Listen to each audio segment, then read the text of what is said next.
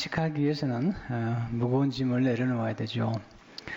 주님이 마태복음 11장 18절을 보게 되면 수고하고 무거운 짐진이 되더라 다 내게로 오라 내가 너희를 쉬게 하리라. 무거운 짐이 무엇인지요? 우리 각자에게는 무거운 짐이 있죠. 무거운 짐이 없는 사람은 없는 것 같아요. 또 인생의 계절에 따라서 무거운 짐이 좀 바뀌죠. 오늘 이 말씀을 우리가 들으면서 오늘 내가 가지고 있는 가장 무거운 짐이 뭘까? 또 중요한 것은 무거운 짐을 맡기라고 말씀하시는 예수님은 하나님은 어떤 분이시길래 우리가 무거운 짐을 맡기라고 그러신 걸까? 안식은 내려놓음이죠. 내려놓을 때 안식하는 거잖아요. 무거운 짐을 예수님께 내려놓을 때 안식할 수 있죠. 아무에게나 내려놓으면 안 돼요. 안식할 수 없어요. 예수님께 내려놓을 때 안식할 수가 있죠. 무거운 짐이 다 나쁜 게 아니잖아요. 지금 아브라함에게는 무거운 짐이 하나 있는데 아들 이삭이에요. 하나님 주신 거예요. 하나님 선물로 주신 건데요. 그 이삭 때문에 지금 너무 집착하고 염려하고 심지어는 이삭을 잃어버릴까봐 두려워하고 하나님이 아시고 아브라함에게 이삭을 좀 바치면 좋겠다. 오늘 1절을 보니까 그 일 후에 하나님이 아브라함을 시험하시려고 그를 부르시되 아브라함아 하시니 그가 이르되 내가 여기 있나이다. 여호와께서 이르시되 내 아들 내 사랑하는 독자 이삭을 데리고 모리아 땅으로 가서 내가 내게 일러준 한 산 거기서 그를 번제로 드리라. 내 아들 내 사랑하는 독자 이삭. 와, 하나밖에 없는 아들 Your only son Isaac whom you love. 내가 정말 사랑하는 그 아들을 바치라고 말씀하시죠. 그래서 배우는 첫 번째 기본이 뭐죠? 하나님 우리가 사랑하는 것을 통해서 우리를 시험하신다는 거죠. 사랑하는 것. 유혹은 나쁜 거죠. 유혹은 우리를 망가뜨리는 거고요. 우리 스스로를 망가뜨리고 또 공동체를 망가뜨리고 가정을 망가뜨리는 것. 우리로 하여금 죄를 짓게 만드는 건 유혹이죠. 하나님 유혹하는 분이 아니세요. 시험은 뭐죠? 우리로 하여금 더 높은 차원으로 더 깊은 차원으로 들어가기 위해서 하나님께서 우리에게 테스트를 하는 거잖아요. 우리가 초등학교에서 곧 중등부로 올라가려면 시험을 통과해야 되는 것처럼 시험이라는 게 다 나쁜 건 아니죠. 1절에 보시면 그 일 후에 하나님이 아브라함을 시험하시려고 그를 부르시되 아브라함에게 준 시험이 몇 가지 있는데 우리도 같은 시험을 자주 치르는 것 같아요. 첫째, 하나님 우리의 사랑을 시험하시죠. 사랑한다는 것은 아끼는 거예요. 내가 소중히 여기는 것. 하나님 이삭을 주셨어요. 하나님이 아브라함이 이삭을 사랑하다 보니까 이삭을 주신 하나님을 사랑하지 않기 때문에 사랑에 식었어요. 그래서 하나님이 테스트하는 거죠. 내 아들, 내 독자, 내가 사랑하는 그 아들보다 나를 더 사랑하는지. 질문은 간단하죠. 선물을 주신 분이 소중한지 아니면 선물이 소중한지. 자, 질문하겠어요. 어려운 질문은 아닌 것 같아요. 선물이 중요해요? 선물을 주신 분이 중요해요? 네, 아주 정답은 잘 하세요. 생각보다 쉽지 않아요. 놀라운 사실은 아브라함이 시험을 잘 통과했다는 거예요. 12절을 보니까 내가 내 아들 내 독자까지도 내게 아끼지 아니하시니 내가 이제야 Now I know 내가 하나님을 경외하는 줄을 아노라. 우상이란 우리가 하나님보다 더 사랑하고 아끼는 거죠. 근데 그 우상이 우리에게 좋은 거거든요. 여러분, 돈이 나쁜 건가요? 좋은 건데 그게 우상이 되는 거죠. 여러분이 하고 있는 어떤 일이 좋은 거죠. 근데 그게 우상이 되는 거죠. 그 집착하면 문제가 있는 거죠. 두 번째, 하나님 우리의 순종을 시험하시죠. 아브라함은 순종의 사람인데 히브리 10장 8절을 보니까 믿음으로 아브라함은 부르심을 받을 때 순종하여 장래 유업으로 받을 땅에 나아갈 때 발발을 하지 못하고 나아갔으며, 너무나 아름다운 표현이죠. 75세가 됐을 때 갈대우를 떠나라고 말씀할 때 순종했는데, 문제는 순종이라는 게 쉽지 않다는 거고요. 아브라함이 온전히 순종하지 못했어요. 왜냐하면 하나님께서 아브라함에게 아비 친척집을 떠나라고 그랬는데 아비를 모셔가고 친척인 조카로 또 들어갔잖아요. 아브라함이 온전한 사랑과 온전한 순종에 이르기까지는 시간이 많이 걸려요. 즉각적인 순종만이 순종이라고 그러는데 쉽지 않아요. 우리 스스로가 돌이켜보면 온전한 순종의 자리에까지 이른다는 것은 이 시간이 많이 걸려요.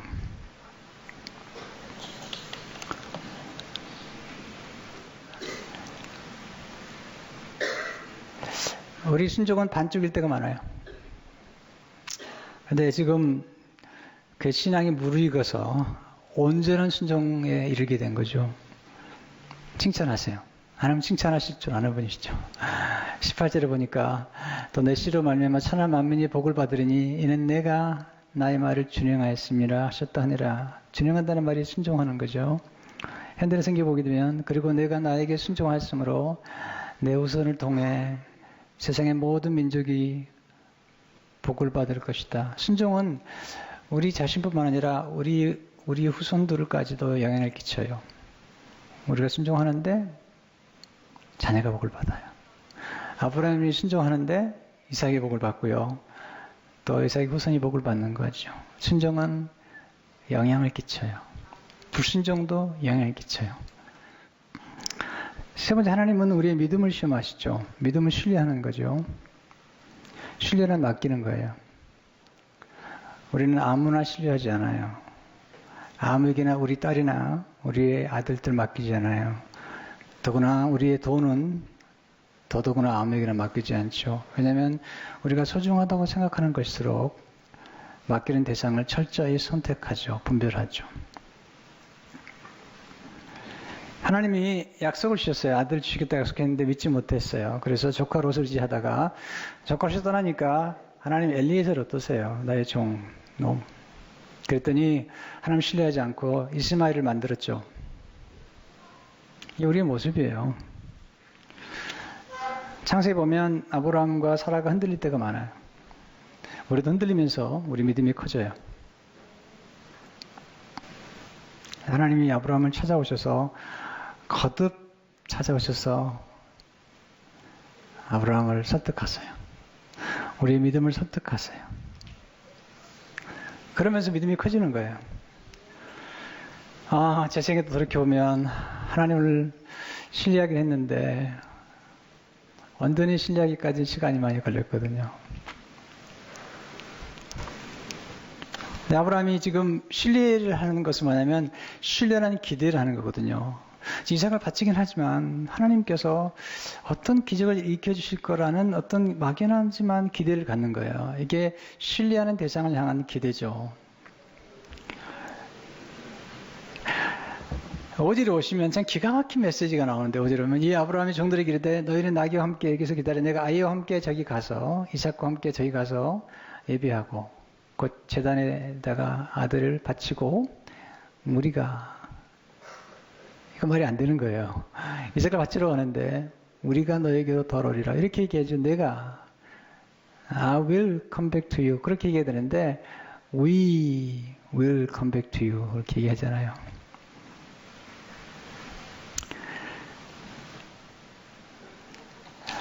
이삭이 묻죠.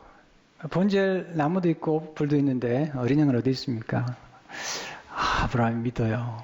신뢰하죠. 기대하죠. 8절에 보니까 아브라함이 이르되 내 아들아 번제할 어린 양은 하나님이 자기를 위하여 친히 준비하시려 하고 두 사람이 함께 나아가서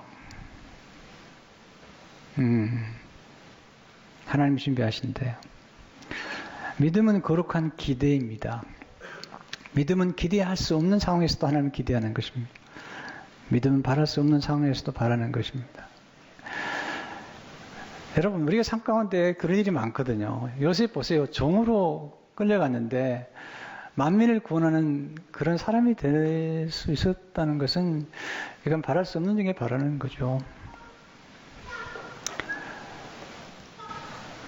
아브라함이 100세가 돼서 아들을 낳을 수 없는 때 바라본 것은 대단한 거죠. 로마서장 18절 11절을 보게 되면 아브라함이 바랄 수 없는 중에 바라고 믿었으니 이는 내 후손이 이 같으리라 하신 말씀대로 많은 민족의 조상이 되게 하리라 하심이라. 그러니까 100세나 되어 자기 몸이 죽은 것 같고 살아의 태가 죽은 것 같음을 알고도 믿음이 약해지지 아니하고 믿음이 없어 하나님의 약속을 의심하지 않고 믿음으로 견고해져서 하나님의 경험과 돌림에 약속하신 것을 또한 능히 이루실 줄을 확신하였으니. 하나님 우리 믿음을 점점 자라게 해주시는데 아브라함이 여기까지 오는 건 대단한 거죠. 두 번째, 하나님께 우리의 집착을 내려놓을 때 안식하게 되는 거죠. 우리 욕망에 쉽게 집착이 될 수 있어요. 좋은 것인데 집착하면 우상이 될 수 있어요. 우상이란 뭘까요? 하나님과 우리 사이를 가로막고 있는 거예요. 지금 아브라함과 하나님 사이를 가로막고 있는 게 이삭이잖아요. 이삭 때문에 하나님을 못 보게 된 거죠. 축복의 원천은 하나님이시고 하나님으로부터 축복이 흘러내려와야지, 복을 받아야지 우리가 번성할 수 있는데 하나님과 우리 사이에 뭔가 막아놓으면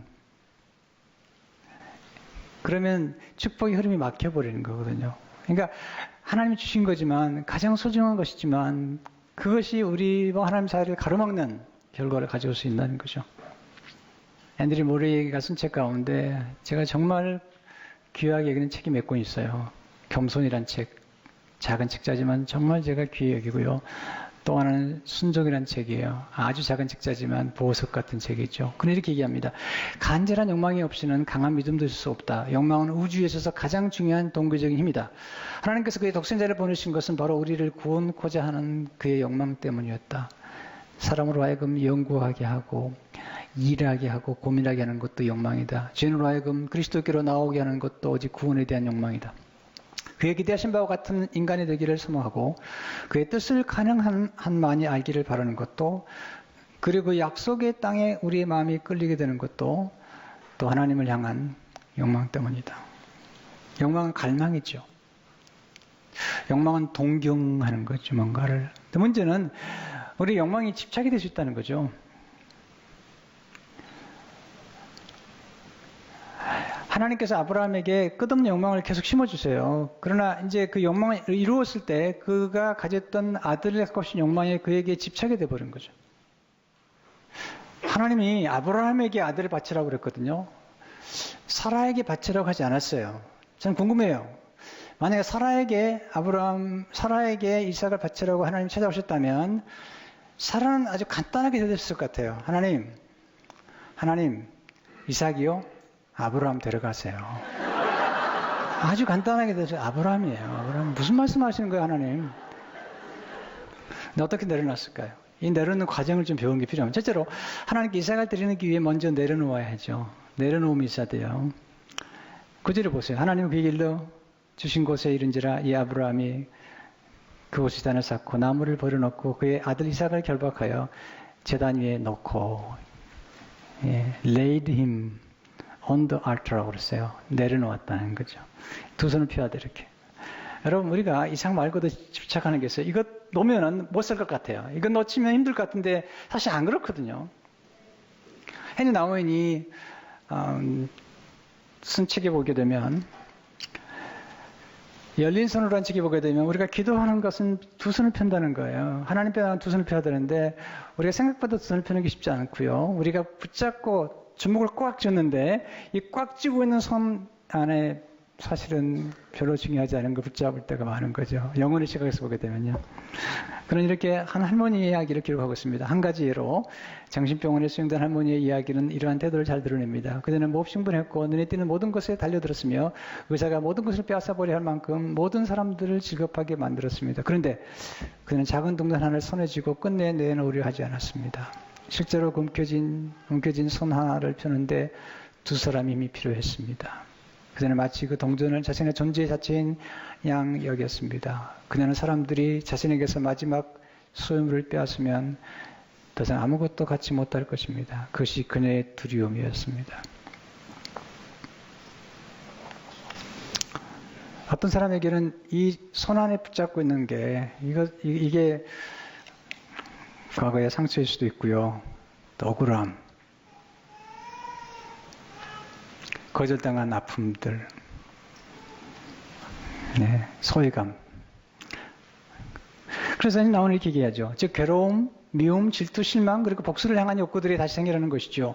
이런 감정들은 그냥 있지 않습니다. 우리는 그것들을 결코 포기해서는 안 될 보물들인 양 손안에 꽉 옮겨잡습니다. 그것 없이는 우리가 살아나갈 수 없을 것처럼, 그것을 포기하면 자신을 잃어버리긴 할 것처럼 모든 지난 일들의 불쾌함에 얽매여 있습니다. 그렇죠. 두 번째, 하나님께 내려놓은 내어드려야 되죠. 드림이라는 거죠. 내어 드림. 2절을 보니까 여호와께서 이르시되 내 아들 내 사랑하는 독자 이삭을 데리고 모리아 땅으로 가서 내가 내게 일러준 한 산 거기서 그 번제로 드리라. 예배는 뭐죠? 가장 소중한 걸 드리는 게 예배죠. 우리가 이제 성도들이 교회에 와서 예배 드릴 때 착각하는 게 하나 있는 것 같아요. 그 뭐냐면 설교를 듣는 것이 예배라고 생각하는 것 같아요. 여러분, 설교 전에 찬양을 드리는 게 정말 중요하고요.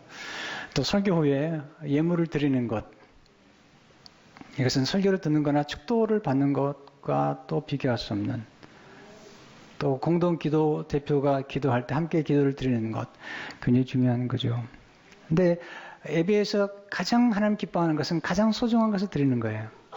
그래서 하나님께서 아브라함에게 말씀하시죠. 내 사랑하는 독자, 그걸 드리라는 거죠. 가장 아끼는 것, 가장 유일한 것. 아끼는 게 각 다른 것 같아요.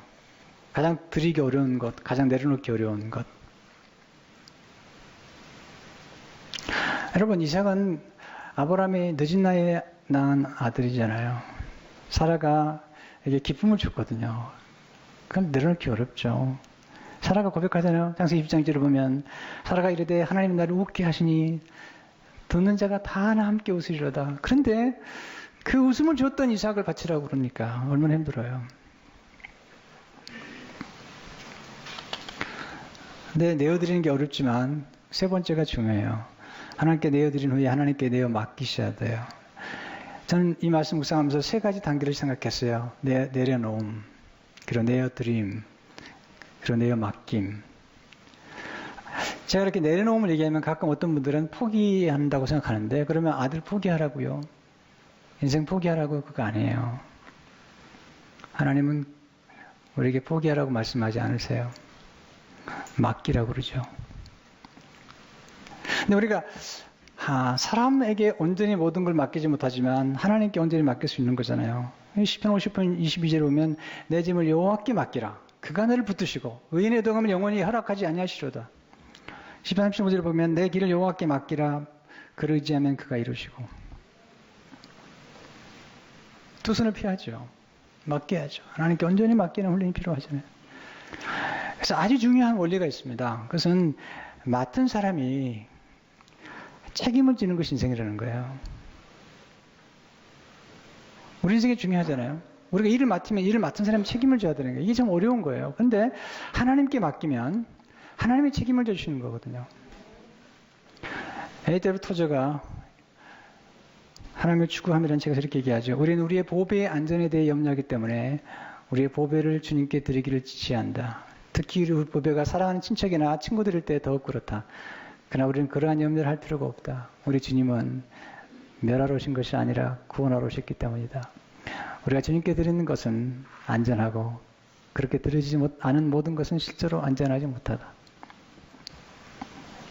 여러분, 뭐든 집착하면 좋지. 건강도요, 집착한다고 건강하지 않은 게 아니라 맡기셔야 됩니다. 네, 건강도 너무 집착하거나 또 행복도 너무 집착하는 사람들은 행복하지 않습니다. 행복을 집착하면서 행복을 추구하고 행복만 생각하는 사람은 행복하지 않아요. 행복이라는 것은 부산물이에요. 바이 프로덕트예요. 우리가 선한 일을 하거나 순종하거나 그리고 하나님을 향해서 헌신하거나 남을 배려했을 때 그때 우리에게 찾아오는 것이 행복은 깃드는 거예요. 내가 추구하는 게 아니에요. 추구한다고 행복하나요? 여러분 돈을 번다고 벌어지나요? No, 그러면 좋게요. 아니에요. 우리 인생의 기쁨이나 그런 진정한 마음이 충만한 사랑의 경험들은 우리가 희생하거나 우리가 뭔가를 내려놓았을 때 거기서 오는 감동이잖아요. 큰 것도 아니에요. 작은 것인데 아주 감동을 주는 거거든요. 세 번째가 굉장히 중요해요. 하나님 우리의 빈손에 놀라운 복으로 가득 채워주는 거죠.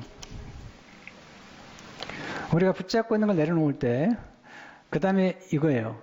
빈손을 하나님께 드리면 하나님이 우리에게 빈손에 채워주시는데, 자, 순종해요. 주신 것도 받아야 돼요. 하나님은 그렇게 하시는 분이세요. 우리가 내어드리는 것만 원하는 게 아니에요.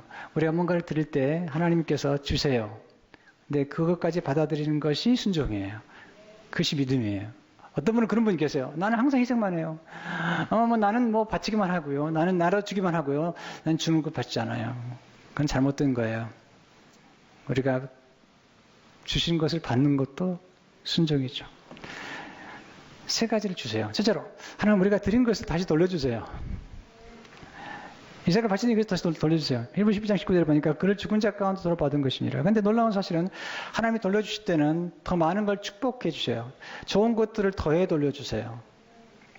이삭을 주실 뿐만 아니라 이삭의 후손까지도 복을 주시겠다고 16절 18절 보니까 이스라엘 시대 여호와께서 이르시기를 내가 나를 가리켜 맹세하노니 내가 이같이 행하여 내 아들 내 덕자도 아끼지 아니하신즉 내가 내게 큰 복을 주고 내 씨가 크게 번성해 하늘의 별과 같고 바닷가의 모래와 같게 하리니 내 씨가 그 대적의 성문을 차지하리라. 두 번째는 하나님은 최상의 것을 선물로 주죠. 최상의 것. 그게 뭐죠? 하나님을 주시는 거예요. 예수님을 주시는 거죠. 이삭보다 더 소중한 하나님을 주시는 거죠. 11절 들어보게 되면 사단이 이르되 그에게 내 손을 대지 말라. 그에게 아무것도 하지 말라. 내가 내 아들 내 덕자까지도 내게 아끼지 아니하였으니 내가 이제야 내가 하나님을 경외하는 줄을 아노라. 아브라함이 눈을 들어 살펴본즉 한 순양이 뒤에 있는데 뿔이 수풀에 걸려 있는지라 아브라함이 가서 그 순양을 가져다가 아들을 대신하여 번제로 드렸더라. 이 순양이 누구죠? 장사하신 예수님이죠. 주님이 이렇게 말씀하시죠. 8장 10절을 보니까 너희 조상 아브라함은 나의 때 볼 것을 즐거워하다가 보고 기뻐하느니라. 하나님 최고 좋은 걸 주세요. 하나님이 최고 좋은 분이잖아요. 세 번째, 하나님은 좋은 만남을 예비해 주셨어요. 이삭을 대신해서 순양을 예비하실 뿐만 아니라 이삭의 좋은 아내를 마련해 주셨어요. 이게 창세기 22장의 마지막 클라이막스예요. 22장 23절을 보게 되면 이 여덟 사람은 아브라함의 형제 나홀의 아내 밀가의 소생이며 부두엘은 리브가를 낳았고, 리브가는 누구죠? 이삭의 아내잖아요. 이삭과 리브가 결혼해서 야곱을 낳았고요. 그 12아들을 야곱이 낳았는데 그 중에 하나가 유다고요. 그리고 유다의 후손 예수님 오시잖아요. 이건 구속의 드라마예요. 일단 이 말씀 묵상할 때마다 너무 감동스러운 게 뭐냐면 이삭을 바치라고 말씀하신 하나님이 아브라함을 아셨어요. 아브라함이 바칠 걸 알고요. 그리고 순양을 예비하셨고요. 그리고 아브라함의 아들 이삭을 위해서 하나님이 약속하신 대로 하늘의 별처럼 바닷가의 모래처럼 그런 많은 후손을 주시기 위한 이삭의 아내로서 리브가를 준비하고 계셨어요. 네. 그리고 그를 통해서 예수님이 오시게 된 거죠. 하나님은 독생자 예수 그리스도를 십자가에서 내어주신 우리를 구원하셨죠. 창세기 20장의 스토리는 십자가 스토리죠. 왜냐하면 그게 모리아 사는 예루살렘이고요. 예수님께서 예루살렘에서 십자가 들어가셨죠. 역대하 3장 1절을 보니까 솔로몬이 예루살렘 모리아 산에 여호와의 전 건축하기를 시작하니, 예수님 베들레헴에 태어나셨지만 모리아 산 예루살렘에서 십자가 들어가셨죠. 근데 놀라운 사실은 이게 창세기 22장과 십자가 사건의 차이가 하나 있어요. 창세기 22장은 하나님께서 아브라함이 이삭을 바쳤을 때 이삭을 대신해서 이삭을 죽이지 아니하시고 이삭을 대신해서 순양을 예비하셨다는 거예요. 근데 하나님의 아들 예수 그리스도를 이 땅에 주실 때 하나님 아버지는 아들 독생자를 위해서 순양을 준비하지 아니하시고 아들을 직접 희생하심으로 우리를 구원하셨다는 거죠. 그리고 예수님이 부활하심으로 안식일의 주인 되신 예수님께서 우리에게 안식을 주시는 놀라운 축복을 주신 거죠. 예수님은 우리를 대신하지만 우리의 모든 죄를 대신해서 십자가에 죽으셨어요. 이게 모리아 산의 사건과 갈보리 산의 사건의 차이점이죠. 예수님 십자가 돌아가실 때 모든 걸 다 맡기죠. 용서하고요. 원수를 용서하잖아요. 베드로전서 23절을 보면 욕을 당하실 때 맞대 욕하지 아니하시고 고난을 당하실 때 위협하지 아니하시고 오직 공의로 심판하시는 이에게 부탁하시며. 그럼 매일 내려놓으셔야 돼요. 아브라함이 이 모리아산에 올라가기 전에 그날 밤에 하루 밤새 기도했을 거라는 거죠. 토주도 그렇게 얘기하잖아요. 밤새 기도했을 거라는 거죠. 기도하면서 예수님이 겟세마네 동산에서 내 뜻대로 마옵시고 아버지 뜻대로 얘기할 때 이미 죽으신 거예요. 마찬가지로 아브라함의 마음의 성소에 그가 키워놨던 이삭을 하나님께 이미 드렸다는 거죠. 아니, 아브라함이 죽은 거죠. 그리고 사흘 만에 다시 아브라함 안에 있던 죽었던 이삭이 다시 살아난 거죠. 이게 예수님 십자가 사건이에요. 죽으시고 사흘 만에 부활하신 거잖아요. 바울은 이렇게 얘기하죠. 내가 날마다 죽노라.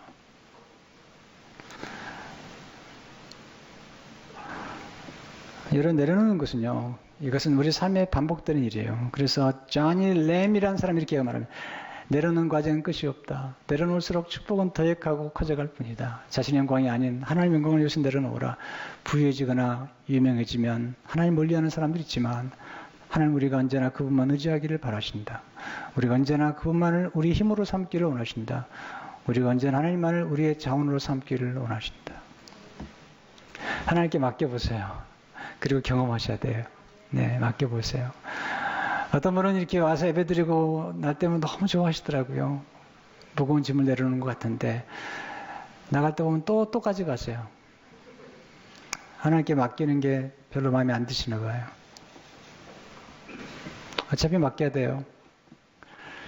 오늘 좀 두 손을 펴고 하나님께 맡기면서 우리의 건강도 우리의 생명도 우리의 모든 것도 하나님 주신 건데요. 하나님보다 귀한 건 없고요. 하나님보다 우리의 삶을 아름답게 만들어 주실 분 없는 거죠. 이 놀라운 신앙의 깊은 경험을 하는 우리 모두가 되시기를 축원합니다.